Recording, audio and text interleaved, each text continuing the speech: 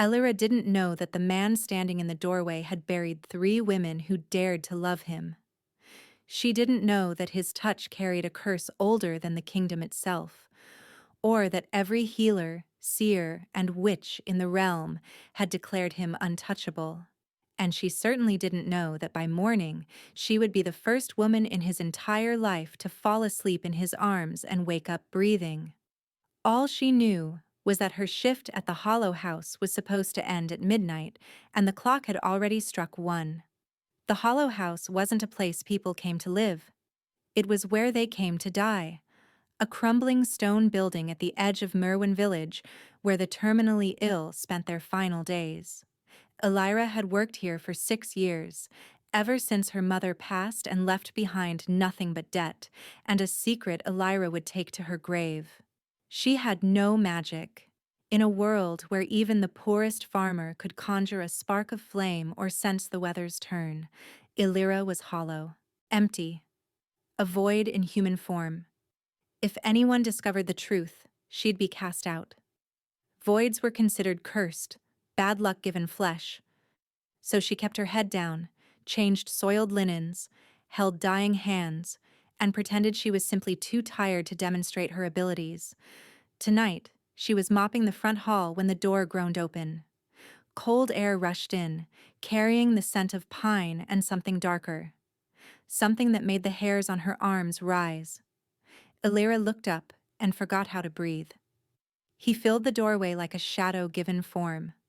Tall, broad-shouldered, dressed in black traveling clothes that did nothing to hide the predators built beneath. His hair was dark as ink, falling past his jaw in damp strands, and his face. His face was the kind that ruined women.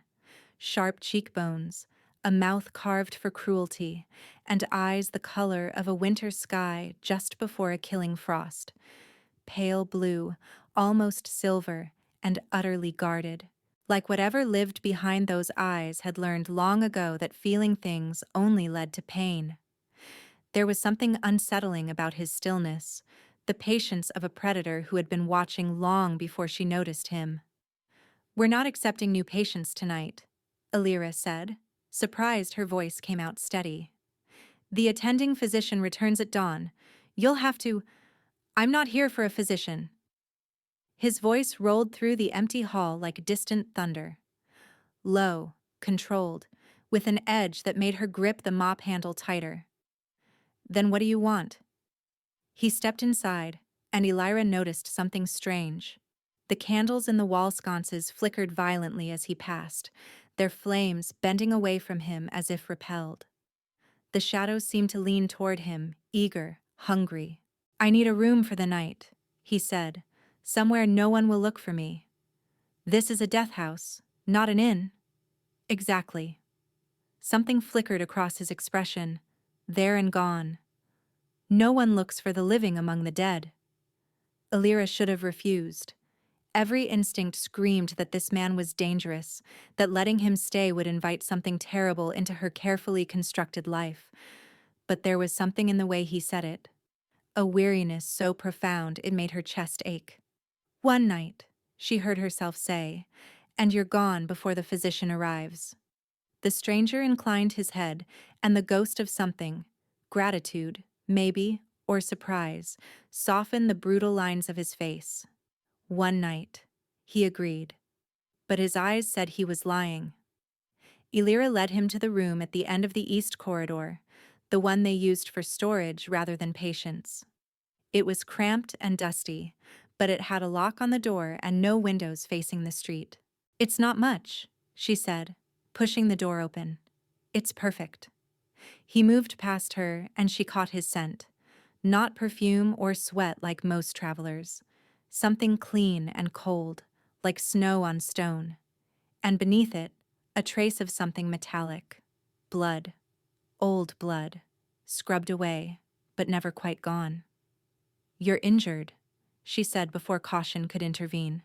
The stranger turned, one eyebrow raised. "What makes you say that?" "I work with the dying. I know what blood smells like, even when someone's tried to wash it away." For a long moment, he simply stared at her, those winter eyes cataloging her face, her posture, the mop still clutched in her white-knuckled grip. Then, slowly, he shrugged off his coat.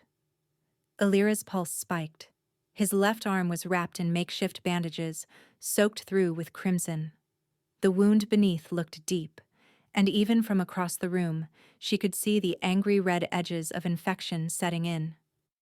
"You need a healer," she said. "Healers won't touch me." His tone was matter-of-fact, almost bored. "No one will."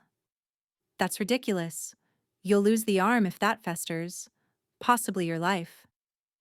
"Wouldn't be the worst thing." The words hit her like a slap. Not because they were dramatic, but because he said them the way someone might comment on the weather. Casual, resigned. "Sit down," Alira ordered, surprising herself. "I'll get supplies." "You don't want to do that." "You're right. I don't. But I'm also not going to let a man die of stubbornness in my storage room. The paperwork would be nightmarish." His features softened almost imperceptibly. "You're not afraid of me?" "Should I be?" "Everyone else is." "I'm too tired for fear. Sit." She didn't wait for his response, just turned and walked to the supply closet. Her hands trembled as she gathered bandages, salve, and a bottle of alcohol for cleaning. What was she doing?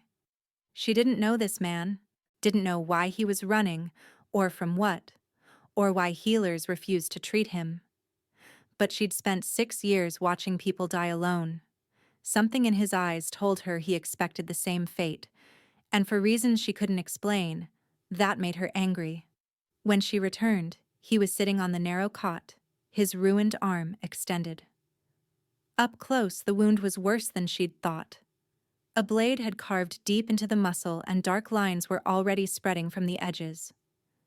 "This is going to hurt," she warned, uncorking the alcohol. "Pain and I are old friends." She cleaned the wound as gently as she could, but he didn't flinch, didn't make a sound, just watched her with those pale eyes like she was a puzzle he couldn't solve. "You have no magic," he said quietly. Alira's hands froze. "I can feel it. Or rather, I can't feel anything." He tilted his head, studying her. "You're empty.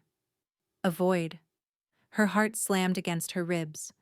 "How do you—" "Because I've spent my entire life searching for someone exactly like you."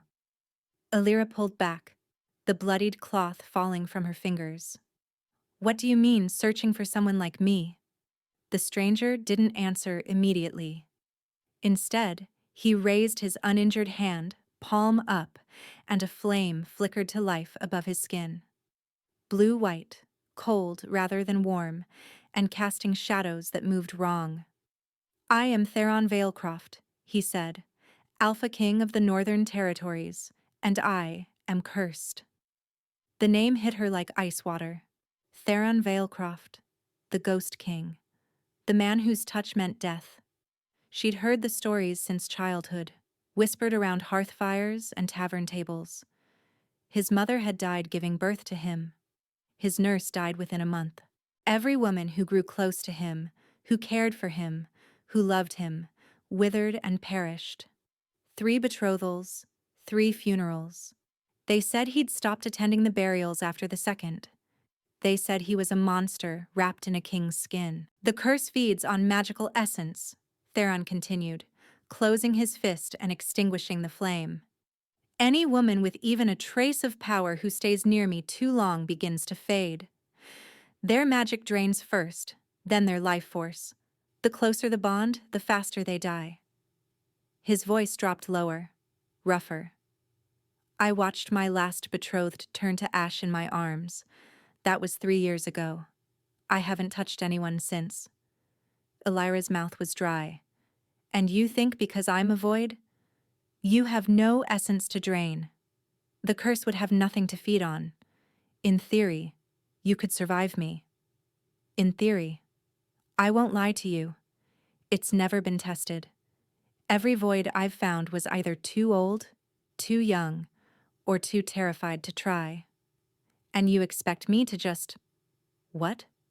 Volunteer as an experiment? No. His gaze dropped to his wounded arm, to her careful bandaging. I expected you to throw me out the moment you learned what I was. Most people don't even let me finish explaining before they run. The vulnerability in his voice was almost worse than the curse itself. Elira had spent her life hiding what she was, ashamed of her emptiness. But Theron had spent his life being feared for something he couldn't control, watching everyone he cared about die. "Why are you here?" she asked quietly. "Really? A king doesn't hide in a death house without reason." Theron's jaw tightened. "Because someone is trying to destroy what's left of my kingdom. They've taken my brother, my only family, and they're using him as leverage. I've been fighting shadows for months, and the wound you just cleaned was a parting gift from my most trusted advisor." His eyes met hers, and the desperation there stole her breath. "I need help. I need someone who can get close to me without dying. And you're the first person in 20 years who hasn't flinched when I walked into a room." Elira thought about the life waiting for her. The endless nights in the hollow house. The debt that never shrank. The secret that chained her to this village. Then she looked at the cursed king bleeding on her storage room cot, asking for help from a woman the world considered worthless. "What exactly are you proposing?" Theron studied her for a long moment, as if weighing whether she was serious or simply hadn't understood the danger.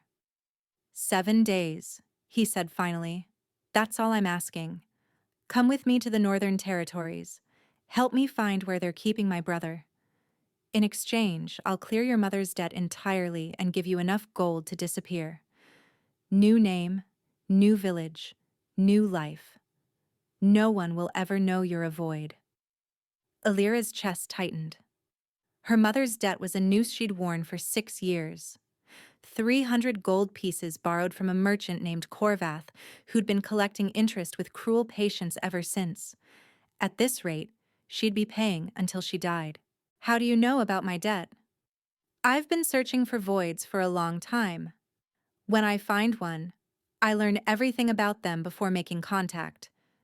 He didn't sound apologetic. "I know Corvath has been threatening to sell your contract to the pleasure houses in the capital. I know you've been skipping meals to make payments. I know you haven't slept more than 4 hours a night in 3 years." The accuracy of it should have frightened her. Instead, it made her angry. "So you've been watching me, studying me like some kind of specimen." "Yes." No excuse, no softening. "And in all that watching, I learned something else. You're kind to people who don't deserve it. You hold the hands of the dying even when no one pays you to. You give your bread to the orphans on Merwin Street." His voice dropped. "You're a good person, Elira, and I'm asking you to help me save the only family I have left." The rawness in his words cracked something inside her. She thought of her own mother, wasting away in a bed not unlike the ones in this very building. How Elira would have done anything, bargained with anyone, to save her. "If I go with you," she said slowly, "and the curse doesn't kill me, what then? You just let me walk away? You have my word. The word of a king I just met. The word of a man who has buried everyone he's ever loved." His jaw tightened. "I don't break promises, Elira. It's the only thing I have left." She should refuse. She should send him away and go back to her mop and her debt and her slow, grinding existence. But when she opened her mouth, different words came out. "I want a binding oath, something that can't be broken." Theron's eyebrows rose slightly. "You know about binding oaths? I work in a death house. People make all kinds of promises when they're dying. I've learned which ones hold." For the first time, something like respect flickered in his pale eyes. He extended his uninjured hand, palm up. "Then we bind it in frost and shadow, the old way." Elira hesitated, then placed her hand in his. The cold hit her first, a shock of ice that raced up her arm and wrapped around her heart. She gasped, tried to pull back, but his fingers closed around hers, not trapping, anchoring. Then came the darkness. It poured from where their skin touched, curling around their joined hands like living smoke. She should have been terrified. Instead, she felt something she hadn't experienced in years. Safe. The shadows weren't attacking her. They were welcoming her, curling around her like a cat seeking warmth. Theron's expression shifted from concentration to shock.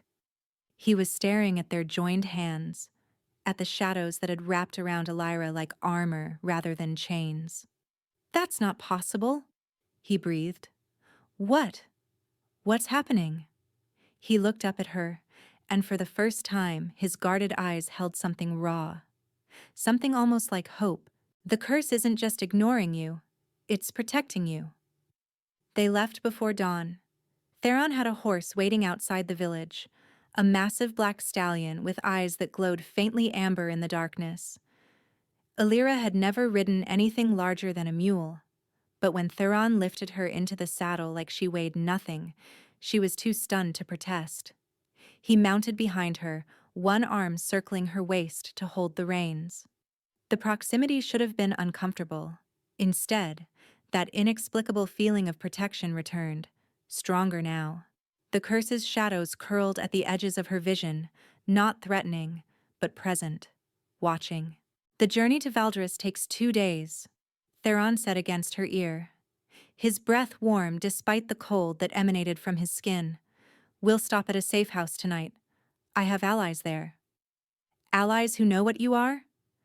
"Allies who knew what I was before the curse. They remember the boy, not the monster." The bitterness in his voice made her chest ache. She thought about asking more, but exhaustion was already pulling at her.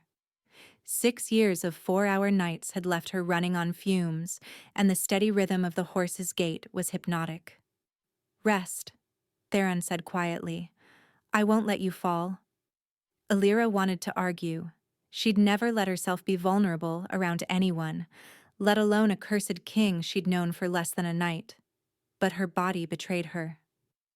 Her eyes closed, her head tipped back against his shoulder, and for the first time in years, she slept without dreaming of debt collectors and empty bellies. When she woke, the world had changed. They were in the mountains now, pine forests giving way to snow-capped peaks that pierced a sky the color of bruised plums. The air was thin and sharp, carrying the scent of ice and something else, something wild. "Welcome to the Northern Territories," Theron said. "My kingdom, or what's left of it." Below them, nestled in a valley between 2 peaks, lay a city unlike anything Elira had imagined. Valdis. Buildings carved from dark stone rose in elegant spires, their windows glowing with warm light despite the cold. Bridges arched between towers, and she could see people moving through the streets, their breath misting in the mountain air. It looked like a fairy tale, the kind her mother used to tell her before the debt, before the sickness, before everything fell apart. "It's beautiful," she whispered. "It's dying." Theron's voice was flat. "My brother was the heart of this place. Without him, the people are losing hope. And without hope, the curse spreads faster." "The curse affects the land too. The curse affects everything I touch." He urged the horse forward. "Come. There's something you need to see before we reach the castle." He guided them down a narrow path, away from the city, toward a grove of trees that stood apart from the forest. Their bark was black, their branches bare despite the season. And hanging from every branch were ribbons, hundreds of them, faded by sun and rain, frayed by time. "What is this place?" Elira breathed. Theron dismounted, then helped her down. His hands lingered at her waist for just a moment. This is the Grove of the Lost. 1 ribbon for every woman the curse has taken." His voice broke on the last word. "I come here to remember that I'm not allowed to forget." The castle rose from the mountain itself, dark stone towers seamlessly merging with the peak behind it. Inside, Elira expected coldness, both temperature and temperament. She found neither. Servants greeted Theron with genuine warmth, their eyes flickering to Illyra with curiosity, but no hostility. A woman with silver-streaked hair and kind eyes introduced herself as Marin, the head of household, and immediately began fussing over Illyra's travel-worn appearance. "You'll want a bath and fresh clothes before dinner," Marin said firmly. "His Majesty forgets that humans require more than brooding and vengeance to survive." "I don't brood," Theron muttered. "You absolutely brood. You've been brooding since you were 12. Marin patted his arm, seemingly unbothered by the curse, then ushered Illyra away before she could protest. The bath was heaven. Hot water, scented oils, and blessed solitude to process everything that had happened.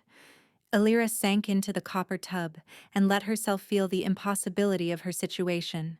Yesterday, she was mopping floors in a death house.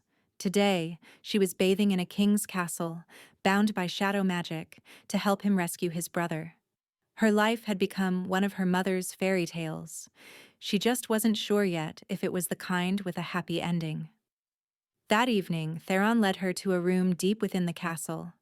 Unlike the warm, lived-in spaces above, this chamber was cold and clinical. Stone walls, no windows, and a single table in the center. On the table lay 3 objects arranged on black velvet: a silver ring, tarnished with age; a torn piece of cloth, stained dark; a dagger with a broken blade. "These belong to my brother," Theron said quietly. "The ring was our mother's, passed to him when she died. The cloth is from his cloak, found at the site of his abduction. The dagger was his favorite weapon, snapped during the struggle." Illyra approached the table slowly. Even without magic, she could feel something emanating from the objects. Not power, exactly. Memory. Pain. "What do you need me to do?" "Nothing you're not willing to do." Theron stood on the opposite side of the table, keeping distance between them.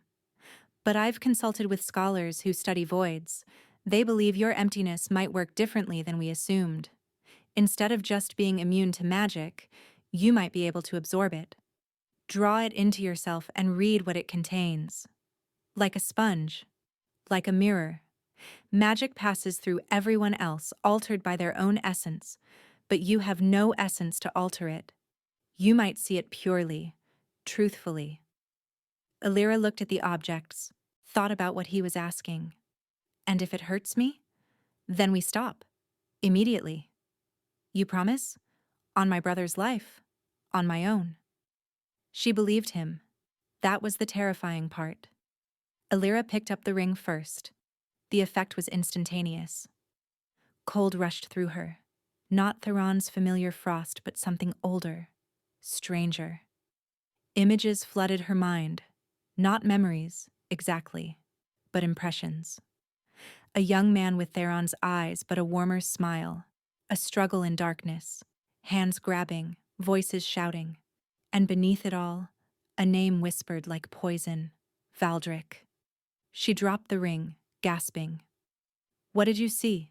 Theron was beside her instantly, not touching but close enough that his presence steadied her. "Your brother. The abduction. And a name." She met his eyes. "Valdric. Does that mean anything to you?"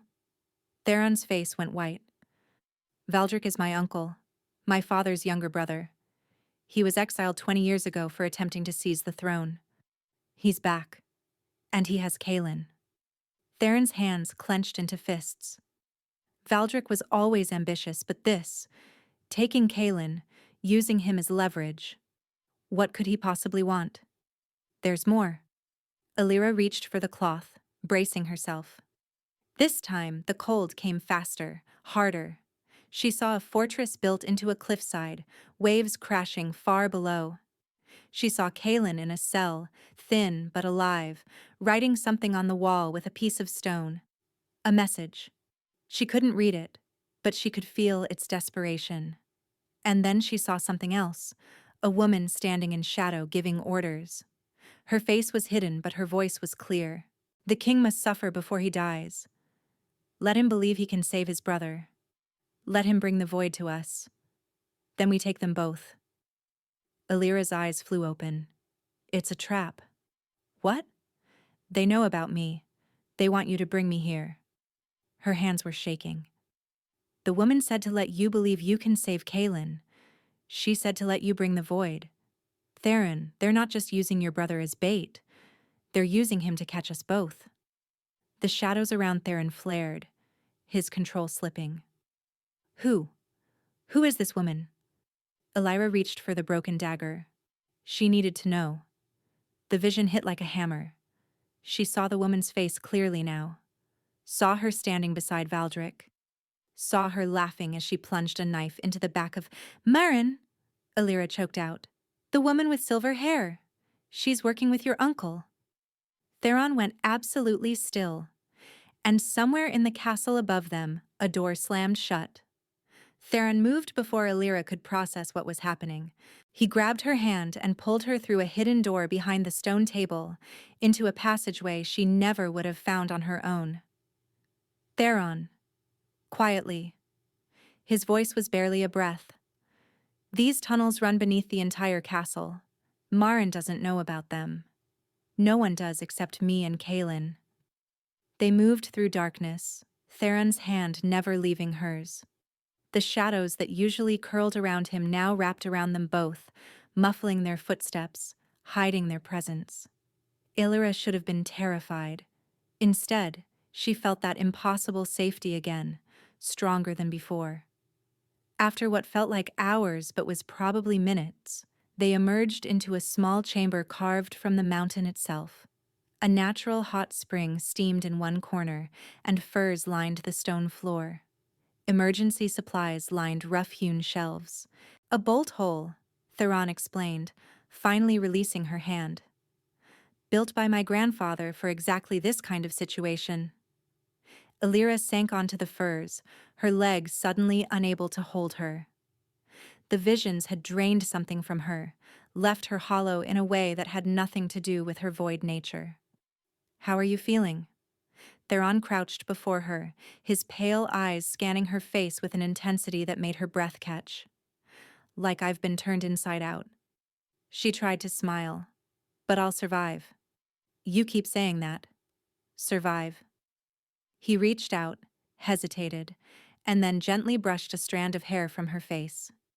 His touch was cold, but not unpleasantly so, like pressing your cheek against a cool pillow on a summer night. Don't you ever want more than survival? The question opened something in her chest she'd kept locked for years. I stopped wanting more a long time ago. Wanting leads to disappointment. Disappointment leads to pain. It's easier to just endure. That's not living. That's just dying slowly. Says the man who visits a grove of ribbons to remind himself he's not allowed to be happy. Theron flinched, and Alira immediately regretted her words. I'm sorry. That was cruel. It was honest. He sat back on his heels, his expression unreadable. I've spent so long punishing myself for what the curse has done that I forgot there might be another way. And then you walked into that death house with your mop and your sharp tongue, and for the first time in years I felt something besides guilt. Alira's pulse quickened. What did you feel? Hope. The word seemed to cost him something. Stupid, dangerous, irrational hope.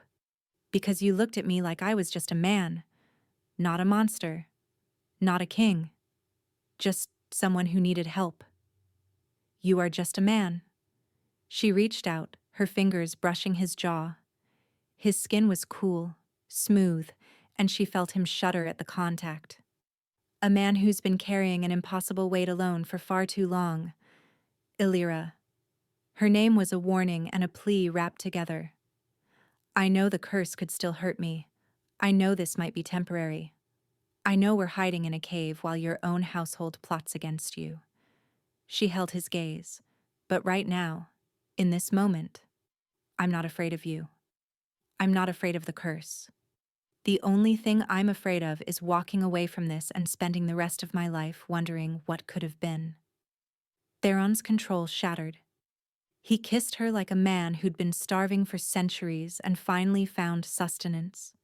His hands cradled her face like she was something precious, something he couldn't quite believe was real. The cold of his touch sparked against her skin, but instead of pain, she felt electricity, connection, belonging. When they finally broke apart, both breathing hard, Theron pressed his forehead to hers. "I've wanted to do that since you threatened to make me fill out paperwork if I died in your storage room." "Despite everything," Elira laughed. "That's what won you over? My administrative concerns? That's when I knew you were different. Everyone else sees the curse first. You saw the inconvenience." His thumb traced her cheekbone. "You saw me. I still see you," she whispered. "And I'm not going anywhere." Theron pulled her close, wrapping his arms around her as the shadows curled protectively around them both. For the first time in 20 years, warmth bloomed in his chest where only cold had lived. And for the first time in 6 years, Elira let herself want something more than survival. They stayed in the bolt hole until the castle quieted. Theron used the time to plan, his strategic mind working through possibilities while Elira rested against his chest, listening to his heartbeat. It was strange, she thought. The most feared man in the kingdom, and his heart sounded just like anyone else's. Steady, strong, alive. "Marin has been with my family since before I was born," Theron said quietly, his fingers absently stroking her hair. "She held me when I was an infant, before the curse fully manifested. And later, I learned she'd been taking a potion, something Valdric provided. A suppressant that masked her magical essence from the curse. I thought it was her own remedy for some illness. I never questioned it. So Valdric's been protecting her this whole time, planning for years. Decades, maybe." His jaw tightened. "I was so desperate for any connection that I never wondered if her survival was cultivated, rather than natural." "You can't blame yourself for wanting someone close to you." "Can't I?" He exhaled slowly. "She was the only woman who could touch me without dying. I trusted her completely. And I invited her into every corner of my life." Elira sat up, meeting his eyes. "We can still stop this. We know about the trap. We know where Kaelin is being held. A cliffside fortress in enemy territory, surrounded by soldiers loyal to my uncle, with a traitor controlling my own household." Theron's smile was bitter. "The odds aren't exactly in our favor." "Since when do you care about odds?" He blinked, surprised by her fierceness. "You've been fighting this curse alone for 20 years," Elira continued. "You've buried everyone you loved and kept going. You built a kingdom that doesn't fear you because you made them feel safe despite what you are. That's not the work of a man who calculates odds. That's the work of a man who refuses to quit." A crack appeared in his careful mask, the despair giving way to something brighter. "You're quite terrifying when you're inspiring," he murmured. "I learned from the dying. They have no patience for self-pity." She took his hand. "We have advantages Valdric doesn't know about. The curse protects me. Your shadows can hide us, and I can see things no one else can see. It's dangerous. Everything is dangerous, but sitting here while your brother rots in a cell is worse than dangerous. It's cowardly." She squeezed his fingers. "And you're many things, Theron Valecroft, but you're not a coward." He stared at her for a long moment. Then, slowly, he lifted her hand to his lips and pressed a kiss to her knuckles. "All right," he said. "We move at midnight. But Elira, if things go wrong, if it becomes clear we can't win, I need you to run. Don't look back. Don't try to save me. Just survive." "No." "Elira?" I said no. Her voice was steel. "We do this together, or we don't do it at all. I'm done surviving alone. If we die fighting. Side by side." Theron's eyes glistened with something she'd never seen there before. Tears, maybe? Or just the reflection of the fire she'd ignited in his frozen heart. Together, he agreed hoarsely. And somewhere in the castle above, Marin smiled as she read the message from her scouts. The king and his void were exactly where she wanted them. The trap was almost ready to spring. Midnight came, wrapped in clouds and silence. Theron led Illyra through the tunnel network until they emerged on the far side of the mountain, where a narrow path descended toward the coast. 2 horses waited, held by a young man with nervous eyes. "Fennec," Theron said quietly. "One of the few I still trust. He'll get word to our allies once we're gone." Fennec handed over the reins with trembling hands. "Your Majesty, are you certain about this? The fortress at Black Tide is impregnable, I know."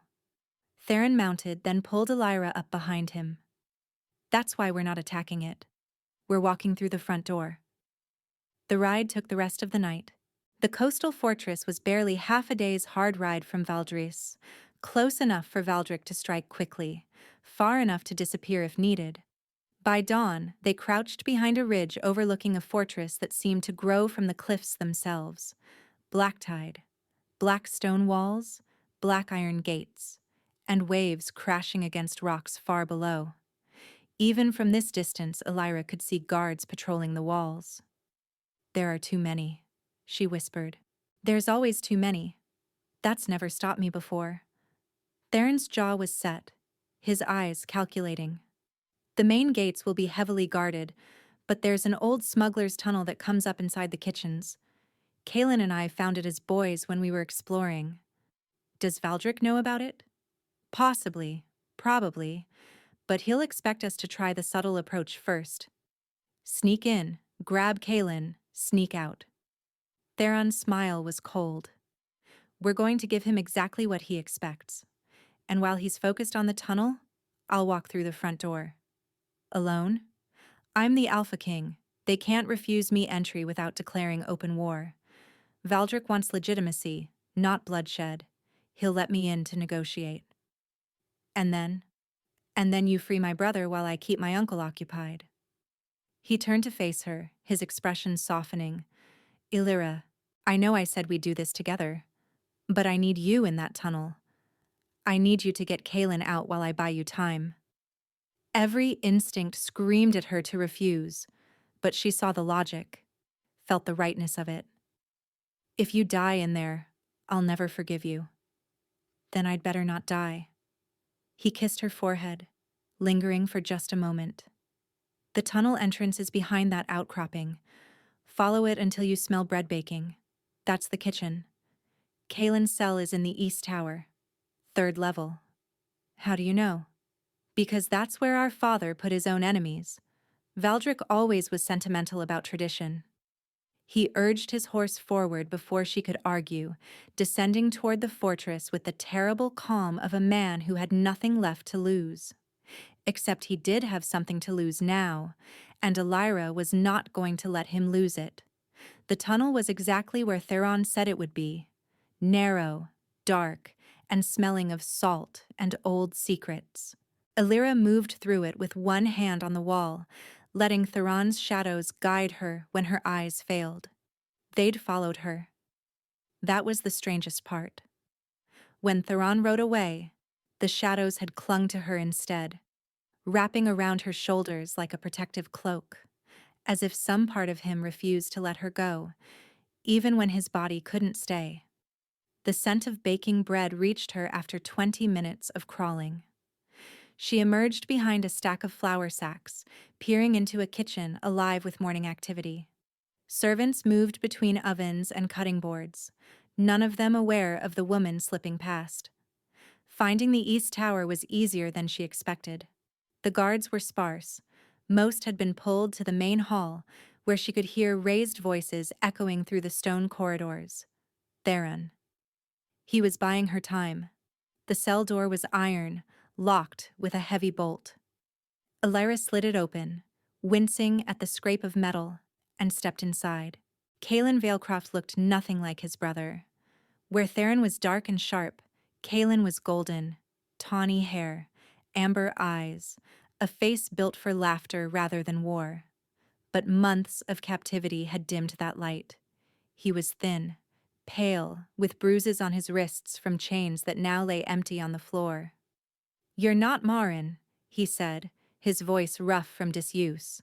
"No, I'm Elira. Your brother sent me."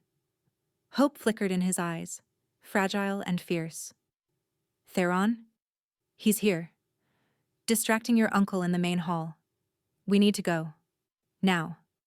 Kaelin rose on unsteady legs, bracing against the wall. "There's something you need to know. Valdric isn't just after the throne, he's after the curse." Elira paused. "What do you mean?" "He's been researching it for decades. He believes if he can bind Theron's curse to himself, he can control it. Become invincible." Kaelin's expression darkened. "That's why he needed me as bait. To get Theron here. To perform the binding ritual." The floor seemed to tilt beneath her feet. "Where? Where is the ritual happening?" "The main hall. Elira, if Valdric completes the binding, he won't just have the curse. He'll have control over Theron's shadows. Over Theron himself." She didn't wait to hear more. She ran.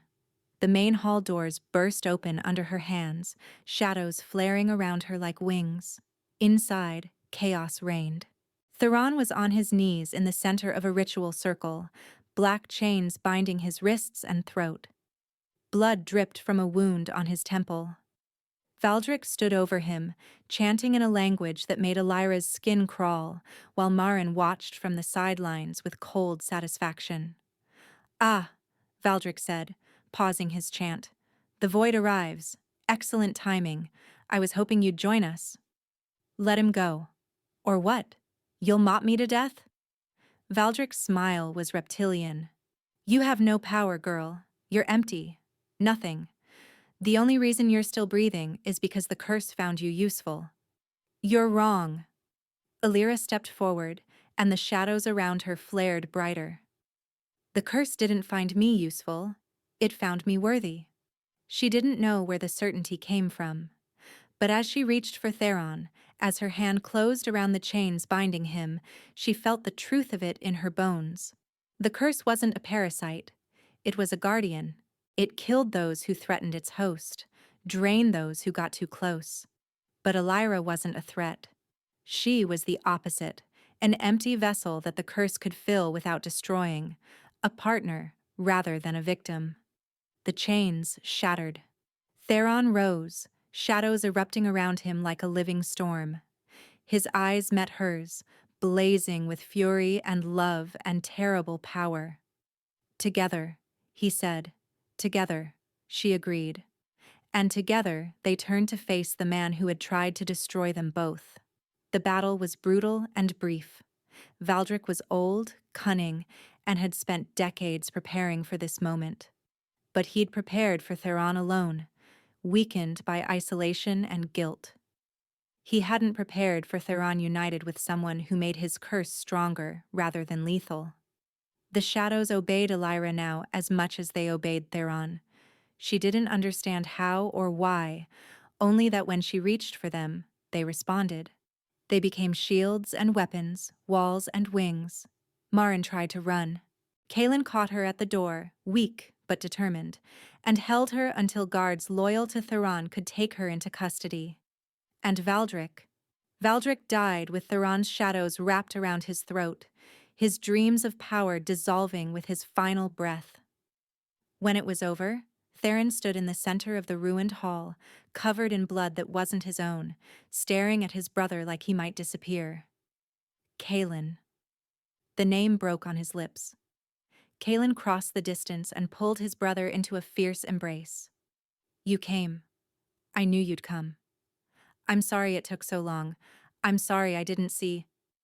"Stop." Kaelin pulled back, gripping Theron's shoulders. "You saved me. That's all that matters."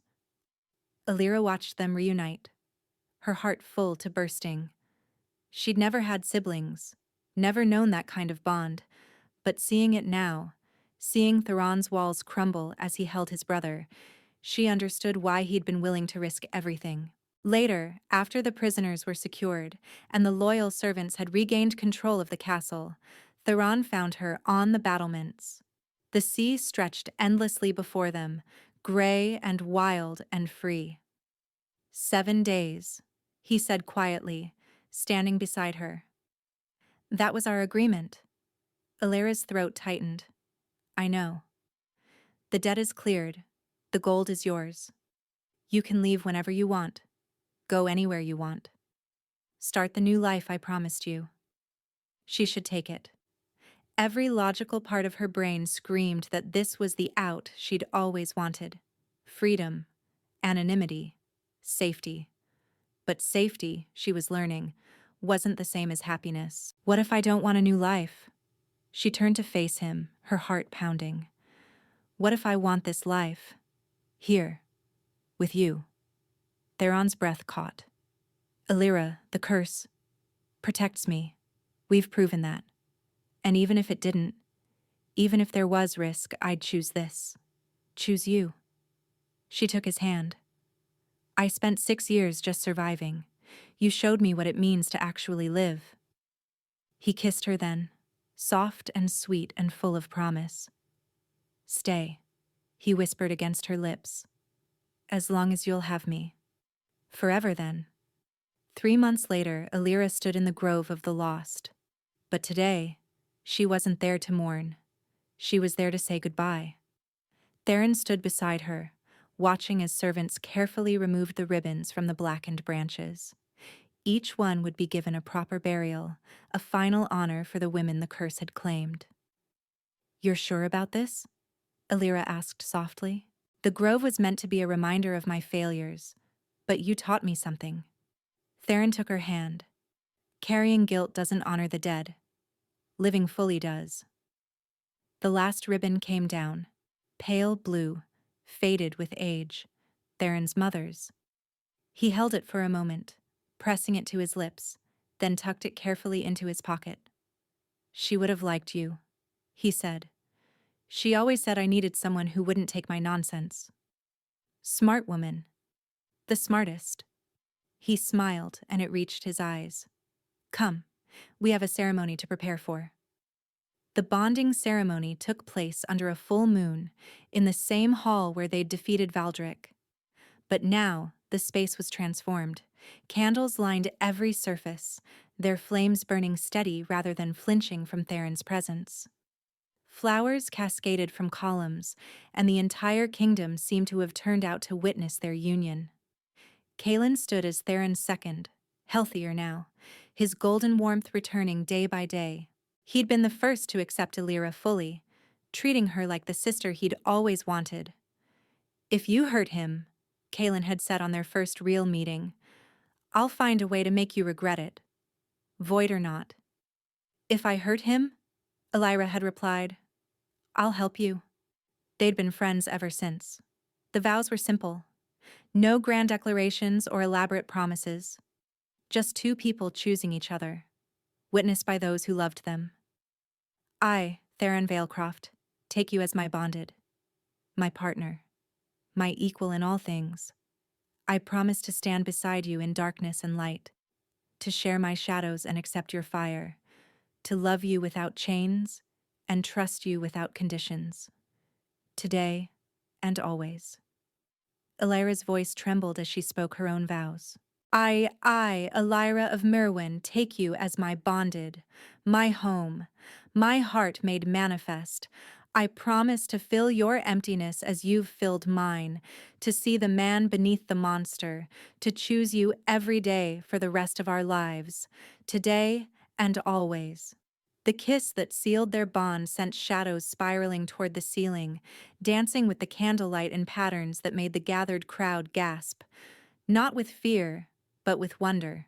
The curse had changed. Everyone could see it. Where once it had been cold and hungry, now it was warm, protective, complete. That night, after the celebration had wound down and the guests had departed, Theron carried Illyra to their chambers. He made love to her with a tenderness that made her weep, worshipping every inch of her skin, murmuring her name like a prayer.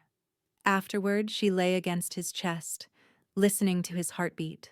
The same heartbeat she'd first noticed in that bolt hole, when she'd realized that the monster everyone feared was just a man who'd been alone too long. "What are you thinking?" Theron asked, his fingers tracing lazy patterns on her shoulder. "That I almost didn't answer the door that night. When you knocked at the Hollow House, I almost pretended I wasn't there. Why didn't you?" "I don't know. Something told me to open it. Like my whole life had been leading to that moment." Theron pressed a kiss to her hair. "I'd been watching the Hollow House for 3 nights, trying to work up the courage to approach you. Everyone I'd consulted said a void was my only hope, but I was so afraid you'd run, that you'd look at me and see what everyone else sees.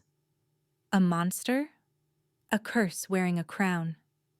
Alira lifted her head, meeting his eyes. "You know what I saw that night? A wounded man who was too stubborn to die and too proud to ask for help. Someone who needed kindness as much as he needed a void." Theron's smile was soft, open in a way he only ever was with her. "No woman ever survived me," he said quietly. "That's what they warned you. What they'd warned everyone for 20 years. And yet..."